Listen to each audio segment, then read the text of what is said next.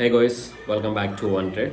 So ఈరోజు అంత పెద్ద టాపిక్ ఏం లేదు, ఓన్లీ అంటే ఇంకా మనం టెక్నికల్ సైడ్ వెళ్ళలేదు. ఎందుకంటే ఇప్పుడు నేను చెప్తున్న ఈ చిన్న చిన్న టాపిక్స్ ఏవైతే ఉన్నాయో అవి మీకు స్టార్టింగ్లో కన్ఫ్యూజ్ అవ్వరు. ఎప్పుడైతే ట్రేడింగ్ కొంచెం అర్థమవుతుంది అనే టైంలో ఇవి కన్ఫ్యూజన్ స్టేజ్లోకి వెళ్ళిపోతాం అన్నట్టు. అందుకే ముందే చెప్తున్నా, మీరు ఒకసారి చూసుంటే మీ ట్రేడింగ్లోకి వెళ్ళిన తర్వాత మీకు ఇంత కన్ఫ్యూజన్ ఉండదు. మన వీడియోస్ ఉన్నాయి కదా, 3 గోల్డెన్ వర్డ్స్ అంటే ఏంటి, అంటే ఎంట్రీ, స్టాప్ లాస్, టార్గెట్, ఇవి లేని మార్కెట్ ఉండదు. ఒకసారి అలాంటి వీడియోస్, అసలు బిగినర్స్ ఈక్విటీ చేయాలా, ఎఫ్ అండ్ ఓ చేయాలా, ఇది కొంచెం ప్రాక్టీస్ అయిన తర్వాత కన్ఫ్యూజ్ అయిపోతాం అన్నట్టు మనం. అంటే ఇది చేస్తే బాగుంటుందా, అది చేస్తే బాగుంటుందా అని.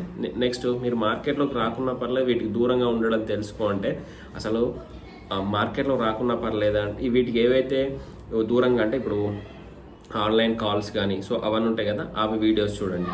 Next what type of trader నువ్వు అసలు ట్రేడింగ్కి వస్తున్నావు, కానీ నువ్వు ఎలాంటి ట్రేడర్, ట్రేడింగ్లో టైప్స్ కూడా ఉంటాయి అన్నట్టు, ఎలాంటి ట్రేడర్ గురించి తెలుసుకోవాలి.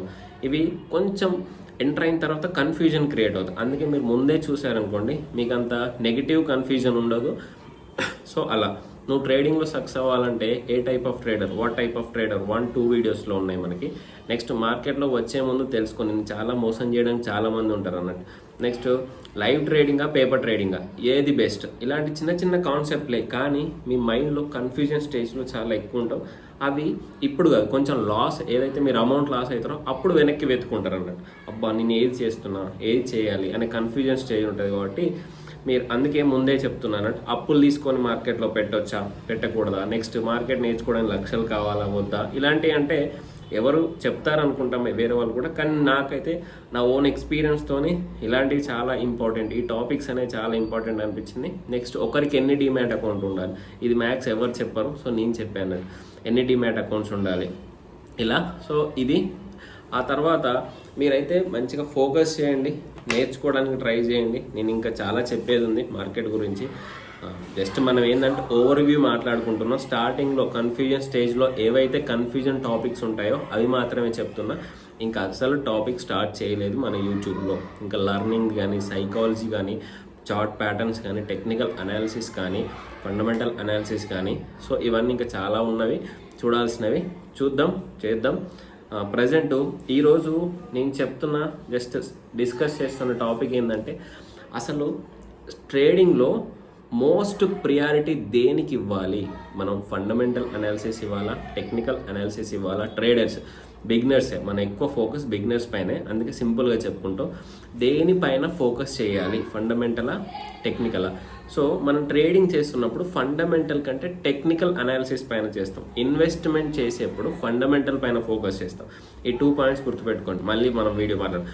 ఫండమెంటల్స్గా కావాలి అంటే నువ్వు ఇన్వెస్ట్మెంట్ పర్పస్, ట్రేడింగ్ కావాలి అంటే చార్ట్లో కావాలి, టెక్నికల్ అనాలిసిస్ కొంచెం తెలియాలి మార్కెట్ గురించి. కానీ 90% చార్ట్ ట్రేడింగ్ తెలియాలి, చార్ట్ ట్రేడింగే తెలియాలి. చార్ట్ ట్రేడింగ్ తెలిస్తే మనకి ఏంటంటే, మనకు ఈజీగా నెక్స్ట్ ఏం జరగబోతుంది, నెక్స్ట్ మార్కెట్లో ఏం జరగబోతుంది అనే కాన్సెప్ట్ పైనుంచి నువ్వు వెళ్ళొచ్చు. మీకు కొన్ని చార్ట్ చూపిస్తా. ఒక్కొక్క స్టాక్ చార్ట్ ఒక్కొక్క విధంగా ఉంటుంది, అన్నీ సేమ్ ఉండవు. కావాలంటే అంటే ఏదో ఒకటి సేమ్ ఉండొచ్చు, కానీ చాలా వరకు చార్ట్లో మన సైకాలజీ అనేది డిపెండ్ అయి ఉండి, మన హ్యూమన్ ఎమోషన్స్ అనేవి ఉండడం వల్ల ఒక్కొక్క చార్ట్, ఒక్కొక్క స్టాక్ యొక్క చార్ట్ ఇండివిజువల్గా ఉంటాయి, అన్ని చాలా డిఫరెన్సెస్గా ఉంటాయి అన్నట్టు. సో ఫర్ ఎగ్జాంపుల్ ఇక్కడ చూడండి, ఈ టెస్లా స్టాక్, ఇది మొన్న మనం మాట్లాడుకున్నాం. కానీ యాజ్ పర్ సెబీ రూల్స్ మనం ఏ వ్యూస్ షేర్ చేయకూడదు. మనం వేరే వాళ్ళు మన పెద్ద పెద్ద ఛానల్స్ ఉన్నారు కదా, వాళ్ళు ఏం చెప్తారో చూద్దాం, దాన్ని బట్టి మనం ప్రొసీడ్ అవుదాం. ప్రజెంట్ అయితే మనకు ఈ వీడియోస్ ఉన్నాయి కదా, ఇవి సరిపోతాయి. సో ఇక్కడికి వెళ్ళింది, ఓకే, ఆల్మోస్ట్ $44 నుంచి $400, మళ్ళీ ఇక్కడికి వచ్చేసింది 120 నుంచి మళ్ళీ 280, మళ్ళీ 176 నుంచి 220, 230 పోయే ఛాన్స్ ఉంది అని. ఇది చూడండి, ఇక్కడ నుంచి ఎంత వొలటాలిటీ ఉంది ఈ చార్ట్లో. నేను ఏం చెప్పను, జస్ట్ చార్ట్ ట్రేడింగే. చార్ట్ చూడండి, మీకు టైం ఉన్నప్పుడల్లా చార్టే చూడండి. మీరు ఫండమెంటల్గా వెళ్ళొద్దు. ట్రేడింగ్ చేద్దామనే వాళ్ళు అసలు ఎలా రియాక్ట్ అవుతుందనే చూడాలి మనం. చార్ట్లను price action, moving average, candlesticks, ఇవన్నీ మనం ఫర్దర్ చార్ట్ ఎలా మూవ్ అవుతుందో చూస్తే మీకు నెక్స్ట్ ఏం జరగబోతుంది అనేది అర్థమైంది అన్నట్టు. అలా ఉంటుంది. ఈ చార్ట్స్ అనేవి హిస్టరీని రిపీట్ చేస్తాయి. ప్రీవియస్గా ఏవైతే చార్ట్ క్రియేట్ అయ్యాయో అవే క్రియేట్ అవుతాయి. ఎందుకంటే మనుషులం కదా ఇక్కడ ట్రేడింగ్ చేసేది, మనుషులం కాబట్టి. సో అక్కడికి వెళ్ళినప్పుడు అమ్మాలి, ఇక్కడికి వెళ్ళినప్పుడు కొనాలి అని ఈ సైకాలజీ క్రియేట్ అవ్వడం వల్ల హిస్టరీలో ఏవైతే ఉన్నాయో అవే రిపీట్ అవుతాయి. సో ఇది ఇలా ఉంటుంది. నెక్స్ట్ మన ఇండియన్ స్టాక్స్లో కొన్ని చూస్తే, so next for example Apple India చూడండి, ఇది ఎలా ఉందో. ఈ చార్టు మళ్ళీ డిఫరెంట్, ఒక్కొక్క చార్టు ఒకలా ఉంటుందని చెప్పుకున్నాం కదా. ఇక్కడ చూడండి, సో ఇక్కడ నుంచి అది మూవ్ అయిపోయింది, ఇక్కడ నుంచి ఒకసారి మూవ్ అయ్యి డౌన్ అయింది, మళ్ళీ ఒకసారి వెళ్ళింది, ఇలా కన్సోలిడేషన్ అవుతుంది. ఇంత కన్సోలిడేషన్ ఇన్సెప్ట్ టెస్లాలో లేదు. టెస్లాలో ఒక ప్యాటర్న్ అనేది స్పీడ్గా ఫామ్ అయింది, ఇక్కడ ఒక స్పీడ్గా ఫామ్ అయిన తర్వాత ఇది ఒక కన్సోలిడేషన్ స్టేజ్లో పోయింది. ఈ చార్ట్ ఇలా ఉంది కదా. సో మీరు ఈ సపోర్ట్ అండ్ రెసిస్టెన్స్ డ్రా చేసుకొని అసలు మార్కెట్లో చార్ట్ ప్రైస్ యాక్షన్ ఎలా జరుగుతుంది అనేది మీరు అబ్జర్వ్ చేయాలి. చార్ట్ ప్యాటర్న్, చార్ట్ రీడింగ్ అనేది చాలా ఇంపార్టెంట్. చార్ట్ రీడింగ్ చాలా ఇంపార్టెంట్. మీరు ఎంత రీడ్ చేస్తే మీకు అంత అర్థమవుద్ది చార్ట్ అనేది. నెక్స్ట్ ఇంకా కొన్ని చూద్దాం మనం. ఇంకోటి ఇన్ఫోసిస్. సో ఇన్ఫోసిస్ చూడండి, మళ్ళీ ఇదొక చార్ట్ డిఫరెంట్. సో మనకు ప్రీవియస్గా నేను హిస్టరీ రిపీట్ అవుతాయి అని చెప్పే కదా, హిస్టరీ ఎలా రిపీట్ అవుతుందో చూపిస్తాం మీకు. చూడండి ఈ చార్ట్ ఎంత డిఫరెంట్గా ఉందో. మనం ఇప్పుడు చూసిన 2 చార్ట్స్ అనేవి డిఫరెంట్, ఇక్కడ డిఫరెంట్. ఇప్పుడు మీకు హిస్టరీ రిపీట్ అవుతుంది చెప్పే కదా, ఇక వచ్చిందా, పైకి వెళ్ళింది, ఫస్ట్ మళ్ళీ డౌన్ అయిపోయిందా, కొంచెం కన్సోలిడేషన్ అయింది, మళ్ళీ పైకి వెళ్ళింది, మళ్ళీ డౌన్ అయింది, మళ్ళీ కన్సోలిడేషన్, మళ్ళీ పైకి అయింది, మళ్ళీ కన్సోలిడేషన్, మళ్ళీ పైకి వెళ్ళి, మళ్ళీ వచ్చింది, మళ్ళీ డౌన్ అయింది, మళ్ళీ కన్సోలిడేషన్, మళ్ళీ పైకి వెళ్ళి, మళ్ళీ కన్సోలిడేషన్. ఈసారి చూడండి ఎంత బిగ్ మూవ్ వచ్చింది. మళ్ళీ ఇప్పుడు చూడండి మళ్ళీ కన్సోలిడేషన్ అయింది, మళ్ళీ ఈసారి పైకి వెళ్ళే ఛాన్స్ ఉంటుంది. ఎందుకంటే ఐఎమ్ నాట్ రికమెండెడ్, మళ్ళీ గుర్తుపెట్టుకోండి, ఐటీ ఫ్యూచర్ ఉంది కాబట్టి. సో ఈ చార్ట్ చూడండి, వాటితో కంపేర్ చేస్తే ఇదెంత వెరైటీ ఉందో.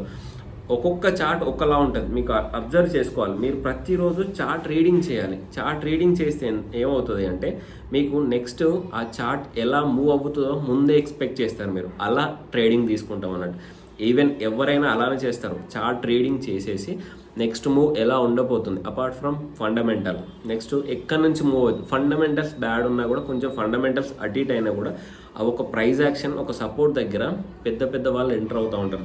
బిగ్ బుల్స్ ఉంటారు కదా, బిగ్ బుల్స్ అయినా బిగ్ బేర్స్ అయినా వాళ్ళు ఆ టైంలో ఎంటర్ అవుతారు. ఫండమెంటల్స్ కొంచెం ఈసారి బాగాలేకపోయినా నెక్స్ట్ క్వార్టర్లో ఎక్స్పెక్ట్ చేయొచ్చు అనే విధంగా వాళ్ళు అర్థం చేసుకొని వాళ్ళు ముందే పసి కట్టేశారు అన్నట్టు. చూడండి ఇక్కడ నుంచి చార్ట్ ఇక్కడ నుంచి ఇక్కడికి వచ్చేసింది, ఇక్కడ నుంచి పడిపోవచ్చు కానీ పడిపోలేదు, ఎందుకంటే ఇది అట్రాక్టివ్ వాల్యుయేషన్లో ఉందని వాళ్ళకి తెలుసు, ఇక్కడ నుంచి లేపారు అన్నట్టు.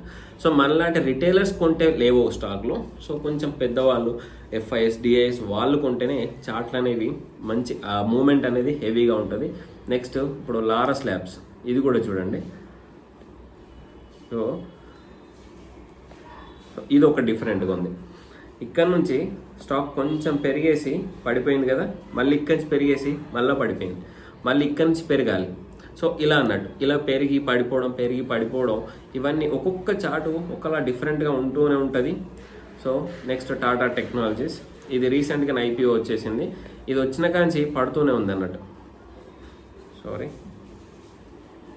ఓకే, టాటా టెక్నాలజీస్ ఐపీఓ అప్పుడు మంచి గెయిన్స్తో వచ్చేసింది అన్నట్టు. ఆ గెయిన్స్ అనేవి వచ్చేసిన తర్వాత అందరూ ప్రాఫిట్ బుకింగ్ చేసుకున్నారు. సో ఇదే చార్టు మీకు ఇంకోటి చూపిస్తా, సేమ్ చార్ట్ ఉండిద్ది. అంటే చార్ట్స్ అనేవి రిపీట్ అవుతాయి, మీరు అది గుర్తుపెట్టుకోవాలి, అలా కూడా ట్రేడింగ్ చేసుకోవచ్చు. చూడండి ఈ చార్ట్ ఉందా, ఇప్పుడు దీని పక్కన పెడతాం, మీకు కొంచెం అర్థమవుతాయి బెస్ట్.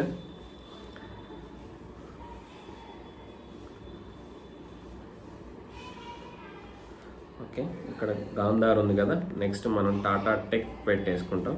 ఈ రెండు ఐపీఓ టైంలో మంచి రిజల్ట్స్ వచ్చాయి, ఐపీఓ టైంలో మంచి గెయిన్స్ ఇచ్చేది అన్నట్టు. ఆ తర్వాత రెండిట్లో ప్రాఫిట్ బుకింగ్ జరిగింది. ఈ చార్ట్ చూడండి, సేమ్ ఇదే చార్ట్ చూడండి. సో ఆల్మోస్ట్ సేమ్ ఉన్నాయి కదా. సో ఇలా చార్ట్లు అనేది సేమ్ ఉంటాయి, దాన్ని బట్టి నెక్స్ట్ మూమెంట్ ఏం జరగబోతుందో అనేది మనం ఎక్స్పెక్ట్ చేయాలి ట్రేడింగ్లో, అదే బెస్ట్ ఉంటుంది. సో ఇక్కడ నుంచి అసలు చార్ట్ పైకి వెళ్తుందా డౌన్ వెళ్తుందా, మీరు ఇదే ఎగ్జాంపుల్ తీసుకొని నెక్స్ట్ ప్రీవియస్గా ఏవైనా చార్ట్స్ ఇలా రిపీట్ అయ్యాయా వాటితో కంపేర్ చేసుకోవాలన్నట్టు. అలా కంపేర్ చేసుకొని రిపీట్ అయితే నెక్స్ట్ దీని మూవ్ ఎక్స్పెక్ట్ చేయొచ్చు విత్ స్టాప్ లాస్ కంపల్సరీ పెట్టుకోవాలి. ఎందుకంటే బ్యాడ్ లక్ ఉంటే కొన్నిసార్లు ఇంకా డౌన్ అయిపోయి రిపీట్ అవుతాయి అని చెప్పాం, కానీ కంపల్సరీ రిపీట్ అవుతాయి కానీ స్టాప్ లాస్ మ్యాండేటరీ. సో చూడండి ఇలాంటి ప్యాటర్న్ ఎక్కడైనా రిపీట్ అయిందా, కంటిన్యూస్గా మనం చార్ట్స్ చూస్తూ ఉంటే మనకు అర్థమవుతుంది అన్నట్టు. సో ఇది నేను చెప్పేది. చార్ట్స్ ఎందుకు ఇంపార్టెంట్ అంటే హిస్టరీని రిపీట్ చేస్తే నెక్స్ట్ మూవ్ నువ్వు ఎక్స్పెక్ట్ చేయొచ్చు. మనం టెక్నికల్ అనాలిసిస్లో ఇంకా డీటెయిల్గా మాట్లాడుకుందాం. చార్ట్ ప్యాటర్న్స్ ఏంటి, so types of chart patterns ఏంటి, వాటన్నిటి గురించి మనం 1 by 1 మాట్లాడాలి. కొంచెం అంటే కన్ఫ్యూజన్ స్టేజ్లో ఉండే టాపిక్స్ ఏవైతే ఉంటాయో వాటి కొంచెం డిస్కస్ చేస్తున్నా. వన్స్ ఇది కంప్లీట్ అయిన తర్వాత మనం మెయిన్ కోర్స్లోకి వెళ్ళిపోదాం. సో థ్యాంక్ యూ, జై హింద్.